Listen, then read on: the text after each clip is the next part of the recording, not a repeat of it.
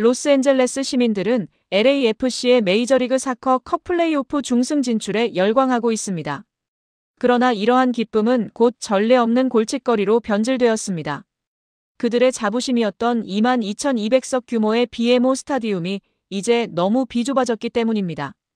존 토링턴 LAFC 회장은 긴급 기자 회견을 통해 리그 역사의 전환점이 될 지각 변동을 알리는 중요한 발표를 했습니다. 그는 LAFC가 직면한 문제가 전문적인 측면이나 성적에 대한 문제가 아니라 시장 실패, 즉 폭발적인 인기가 기존 인프라의 수용 능력을 넘어섰다는 점을 분명히 했습니다. 토링턴 회장은 플레이오프 중승 진출을 자랑스러워하면서도 동시에 이전에 한 번도 겪어보지 못했던 위기에 직면했다고 말했습니다. 그는 시즌 중 발생한 몇 가지 사례를 증거로 제시했습니다. 54,000석 규모의 BC 플레이스를 보유한 밴쿠버 화이트캡스는 손흥민 선수의 경기 출전으로 인해 1분 만에 매진되었습니다. 또한 산호세 어스케이크스는 클럽 역사상 처음으로 단 한 번의 정규 리그 경기를 위해 68,000석 규모의 NFL 경기장을 임대해야 했습니다. 이러한 사례들은 신호였으며 이제 LAFC에게도 그 영향이 미치고 있습니다. 지난 24시간 동안 LAFC의 중승 진출 확정에 따라 온라인 티켓 판매 시스템은 엄청난 접속량으로 인해 총 15차례 다운되었습니다. 암표 시장 가격은 전가의 20배로 폭등했습니다. LAFC는 냉혹한 현실을 직시했습니다. 그들의 요새였던 22,000석 규모의 BMO 스타디움은 더 이상 손흥민 현상을 감당할 수 없게 되었습니다. 중승 경기를 그곳에서 개최하는 것은 더 이상 홈 어드밴티지가 아니라 그의 경기를 간절히 보고 싶어하는 수백만 명의 팬들에게 큰 실망감을 안겨주고 상당한 수익 손실로 이어질 것입니다. 팬 여러분께 깊은 실망을 안겨드린 점 진심으로 사과드립니다. 이는 토링턴 회장이 자신의 결정을 정당화하기 위해 제시한 데이터 분석의 핵심 부분이었습니다. 그는 단순한 의견이 아닌 반박할 여지가 없는 객관적인 수치를 바탕으로 설명했습니다. 손흥민 선수가 시장에 미친 영향을 보다 명확히 파악하기 위해 미국 최대 스포츠 데이터 분석 기업들과 협력했습니다. 토링턴 회장은 밝혔습니다. 그리고 이는 저희조차도 놀라게 한 수치입니다. MLS 역사상 그 어떤 선수도 심지어 가장 뛰어난 선수들조차 달성하지 못한 기록입니다. 그는 이어서 말했습니다. 손흥민 선수 영입 이후 MLS 전국 시청률이 29%라는 놀라운 증가세를 보였습니다. 소셜미디어 플랫폼에서 LAFC의 디지털 상호작용 또한 폭발적으로 증가했습니다. 저희 계정만으로도 594% 증가했습니다. 특히 손흥민 선수의 전 세계 유니폼 판매량은 단 몇 달 만에 인터 마이애미의 리오넬 메시 선수와 로스앤젤레스 레이커스의 르브론 제임스 선수를 넘어섰습니다. 저희는 손흥민 선수 영입 후 불과 3개월 만에 미국 내에서 약 1,000만 명에 달하는 직접적인 팬시 시장을 창출했다고 추정합니다. 이는 미국 전체 인구의 약 3%에 해당하는 수치입니다. 이 3%라는 수치는 미디어에 큰 파장을 일으켰습니다. 이는 단순한 칭찬이 아닌 손흥민 선수의 막대한 영향력에 대한 객관적인 증거이며 그를 미국 최고의 스포츠 슈퍼스타들과 동등한 반열에 올려놓는 냉정한 비즈니스 데이터였습니다. 막대한 시장에 대한 반박할 여지 없는 증거를 제시한 후 토링턴 회장은 미쳤지만 반드시 필요했던 그의 역사적인 결정을 발표했습니다. 토링턴 회장은 미국과 같은 거대 국가 인구의 3%에 달하는 잠재 고객을 대상으로 사업을 운영할 때 22,000석 규모의 경기장에서 축구를 진행하는 것은 비즈니스적으로 무책임하며 열정적인 팬들을 모욕하는 행위라고 단호하게 말했습니다. 따라서 저는 공식적으로 발표합니다. LAFC는 MLS컵 플레이오프 중승 경기를 위해 68,500석 규모의 리바이스 디움, NFL 샌프란시스코 49어스의 홈구장에서 개최될 예정입니다. 홈구장 대관 협의를 완료했습니다. 이는 전례 없는 결정이며 메이저리그 사커 역사상 최초로 한 팀이 생사가 걸린 중요한 플레이오프 경기에서 익숙한 홈 어드밴티지를 자발적으로 포기한 사례입니다. 징계나 경기장 보수 때문이 아닌 선수의 높은 인지도로 인해 22만 2천석 규모의 홈구장으로는 더 이상 수용이 불가능해졌기 때문입니다. 이는 전통적인 홈구장의 전술적 이점보다 손흥민의 상업적 가치와 대중적 영향력을 우선시한 전례 없는 결정이며 클럽의 사고방식 전환을 보여주는 사례입니다. 미국 사회에 큰 파장을 일으킨 이 결정은 손흥민의 비범한 재능과 영향력에 대한 찬사로 이어졌습니다. LAFC의 과감하고 비전 있는 결정은 MLS가 슈퍼볼이나 NBA 결승전과 견줄 만한 상업적 가치를 지닌 자산을 보유했음을 공식적으로 인정하는 전환점으로 평가될 것입니다. 토링턴 회장은 이 결정이 큰 도박임을 인정하면서도 손흥민과 같은 월드클래스 수준의 선수에게 걸맞은 무대를 제공해야 할 필요성을 강조했습니다. 손흥민은 불과 3개월 만에 클럽의 역사를 바꾸었을 뿐만 아니라 리그 전체에 긍정적인 변화를 가져왔으며 더 큰 꿈을 꾸도록 독려했습니다. 손흥민은 경기장 위에서의 뛰어난 재능뿐만 아니라 경제적, 사회적 측면에서도 놀라운 성과를 거두고 있습니다.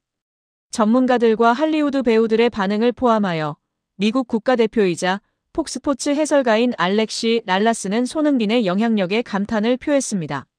미국 인구의 3%가 손흥민 선수의 팬이라는 사실은 단순한 축구 현상을 넘어 문화적 현상으로 자리매김했음을 시사합니다. LAFC는 축구 경기 티켓 판매를 넘어 다양한 이벤트를 제공하는 전략을 통해 MLS의 새로운 시대를 열고 있습니다.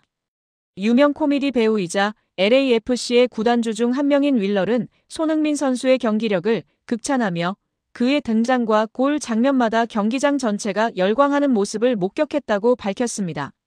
손흥민 선수의 팬덤 규모에 대한 정확한 통계는 알 수 없지만 LAFC 팬의 100%가 그의 팬임을 확신하며 그의 엄청난 인기에 힘입어 3배나 큰 경기장 대관을 고려해야 하는 상황에 대해 놀라움을 표했습니다. 이는 글로벌 현상이 마땅히 받아야 할 대우임을 보여주는 사례입니다. 돈 가버 MLS 커미셔너는 신중한 태도를 유지하면서도 내부 소식통에 따르면 이번 결정에 깊은 인상을 받았으며 이를 리그를 위한 혁명적이고 대담한 행보로 평가하고 있다고 전해졌습니다.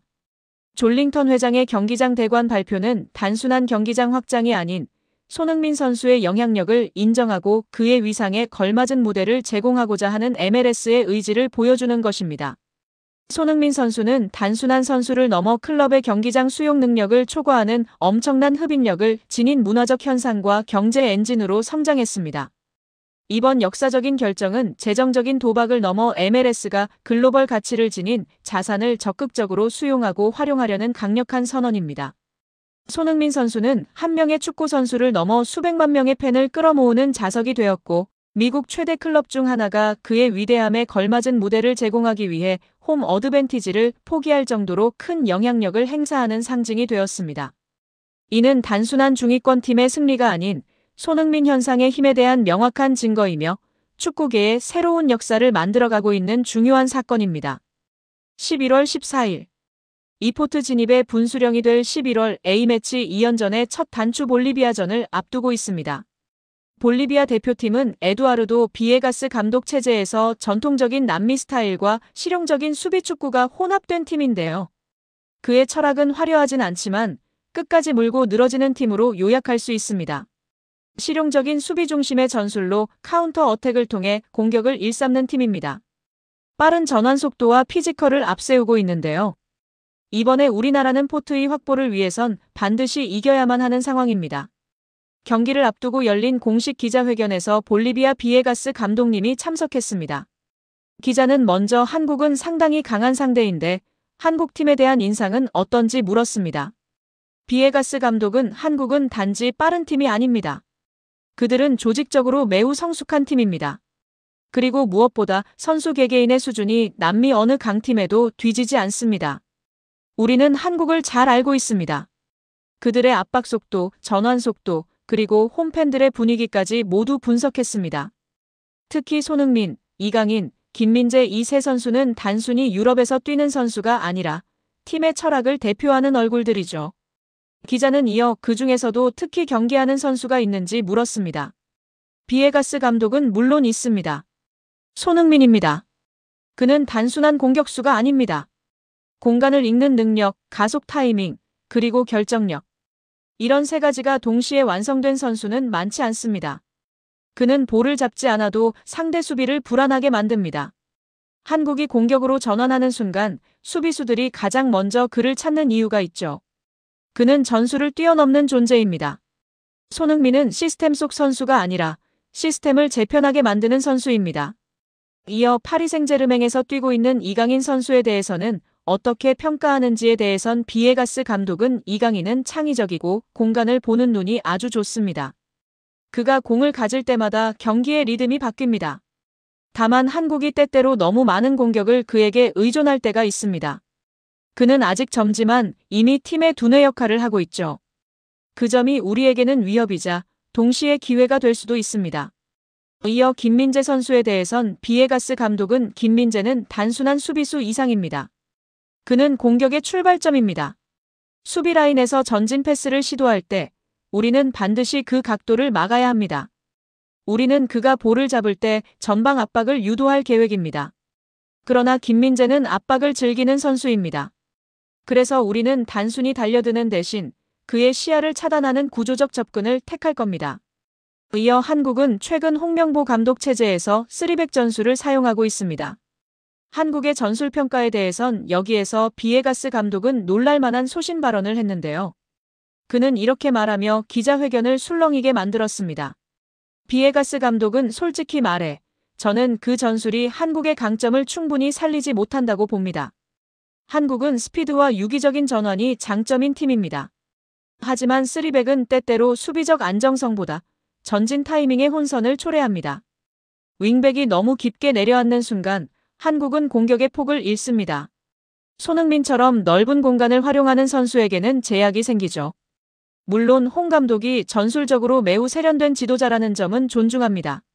하지만 우리는 그 구조의 빈틈을 이용할 방법을 이미 준비했습니다. 이어 그렇다면 내일 경기에서 볼리비아는 어떤 전략으로 임할 계획인지에 대해선 비에가스 감독은 우리는 수비적으로만 경기하지 않을 겁니다. 한국을 존중하지만 두려워하지는 않습니다. 중앙 압박을 강화하고 수비 라인을 유연하게 조정해 한국의 빠른 측면 전환을 차단하는 것이 핵심입니다. 특히 손흥민이 왼쪽으로 이동할 때마다 우리는 2명의 선수를 그에게 붙일 겁니다. 그러나 그게 전부는 아닙니다. 한국이 한쪽의 시선을 빼앗길 때 반대편 공간을 역습의 출발점으로 삼을 생각입니다. 이어 한국 팬들이나 언론은 볼리비아가 약체로 평가된다고 합니다. 그 부분에 대해 어떻게 생각하는지에 대해선 비에가스 감독은 우리는 약하지 않습니다. 단지 더 작은 나라일 뿐입니다. 볼리비아는 해발 3600m에서 축구를 하는 나라입니다. 우리는 언제나 생존을 위해 싸워왔습니다. 그런 팀을 약체라고 부르는 것은 축구를 얕보는 겁니다. 우리는 한국의 강점을 존중하면서도 우리 방식으로 싸울 것입니다. 결과는 예측할 수 없지만 우리가 두려워하는 것은 오직 스스로의 한계뿐입니다. 마지막으로 한국 팬들에게 전하고 싶은 말에 대해선 비에가스 감독은 저는 한국을 존경합니다. 축구에 대한 열정, 훈련 문화, 그리고 선수들의 헌신. 이런 것들은 라틴 아메리카에서도 본받을 만한 수준입니다. 특히 손흥민 그는 한국만의 자부심을 세계로 확장시킨 인물입니다. 내일 우리는 그를 막으려 노력하겠지만 동시에 그를 존중할 것입니다. 왜냐하면 그는 축구를 아름답게 만드는 선수이기 때문입니다.